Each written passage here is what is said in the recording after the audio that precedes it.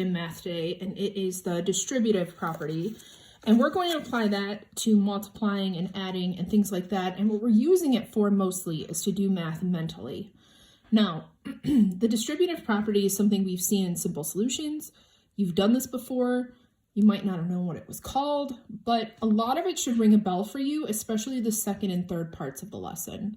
So I'm going to focus on the first part where we're using math to do math mentally with the distributive property. So in our first example, they give us 9 times 4 1/3. Okay, so if we look at that, zoom in a little bit, what we're saying is we're going to distribute the 9 times 4 and the 9 times the 1/3. So we're going to break this up and say 9 times 4 plus 9 times 1/3. We know that 9 times 4 is 36, and then 9 over 1 times 1 over 3 equals 9 over 3, which equals 3. So this whole thing here equals 3. So we would say 36 plus 3, which equals 39. Okay, so that's how we're using the distributive property to kind of do these mentally. So what I want to do is I'm going to go over each of the examples for you, so that way you have a little bit more understanding. So on example A, we have 5 times 2 3/5. We're going to distribute the 5. We say distribute, just think about giving out something to everybody. We're distributing it. We're distributing the 5 to the rest of the problem. So we're going to do 5 times 2 plus 5 times 3/5. We know that 5 times 2 is 10. We know that 5 over 1 times 3 over 5 equals 15 over 5, which equals 3. So we have 10 plus 3, which equals 13. Okay, let's look at letter B. We have 12 times 2 1/4. We're going to distribute the 12 to the 2, so 12 times 2 plus 12 times 1/4. 12 times 2 is 24.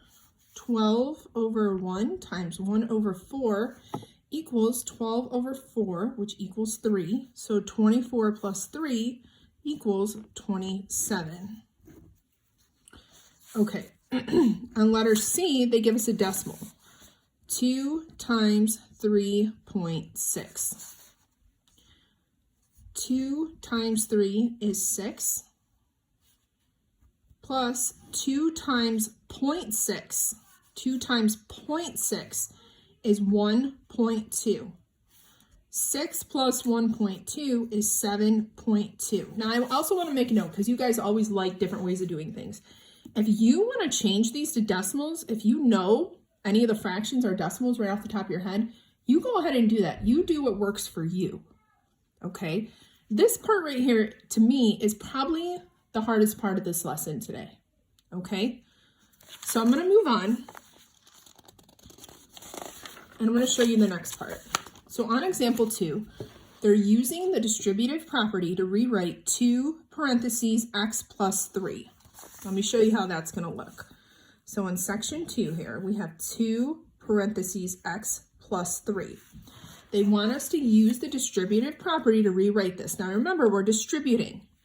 So we're doing 2 times x, which is 2x, plus 2 times 3, which is 6. That's it. That's all you can do.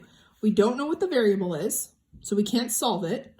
So we just leave it like this. This is what we're stopping with, 2x plus 6. Okay, let's look at the next examples that they give you here. On letter D, we have 8x plus 3. We're going to distribute that 8. We're going to say 8 times x is 8x plus, remember you have to keep whatever sign is right here, 8 times 3, which is 24. That's your answer for D. On letter E, 5 times 9 plus x. 5 times 9 is 45, plus 5 times x is 5x. x. On letter F, 4x plus 2. 4 times x is 4x plus 4 times 2 is 8. Okay, don't overthink these, guys. Okay, remember, if there's a variable and no answer for the variable, this is your answer right here. These are your answers. That's all you have to do. You can't solve them any farther because there is no thing that tells us what x equals. Okay? All right, let's go over to the next part of this lesson. We'll do this story problem real quick. Each day, Martin lifts 10 weights for 10 minutes and runs on the treadmill for 25 minutes. Write 2 equivalent expressions and then find the total minutes that Martin exercises in 7 days. Okay, so every day, Martin, he lifts weights for 10 minutes and he runs on the treadmill for 25 minutes. Okay, so 10 plus 25. Now, another way you can write that is you could figure out what the GCF of this is, which is 5. And then 5 goes into 10 twice, and 5 goes into 25 5 times. This is something that we always do in simple solutions, right here. Okay, when we find the GCF and then break it down. This is what they're looking for the 2 equivalent expressions. Okay, now if you didn't do this and you only wrote 1 expression, that's okay with me. It's okay. Now, if we're gonna figure out how many he did in 7 days, what you would do is you would say, okay, 7 times 10 minutes on the treadmill, 25 minutes or whatever he did, lifting weights, and then you would distribute this 7. So 7 times 10 is 70, and 7 times 25 is 175. And then we would add those together, and we would get 245 minutes is what he spends for the week lifting weights and running on the treadmill. Okay, so that's kind of how we would break a story problem down. The last part of this is factoring an expression.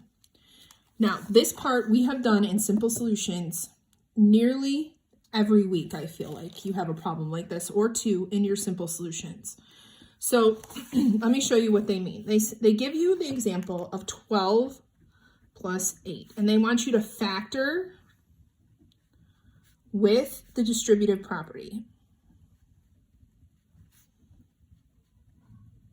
Okay, so when they say factor, they want you to find the GCF. That's what that means. What is the GCF of 12 and 8? Well, the GCF of 12 and 8 is 4. That is the biggest number that goes into both of these numbers. Okay, so we have that. So we find the GCF, parentheses. 4 goes into 12 3 times, and 4 goes into 8 2 times. That is what your answer would be.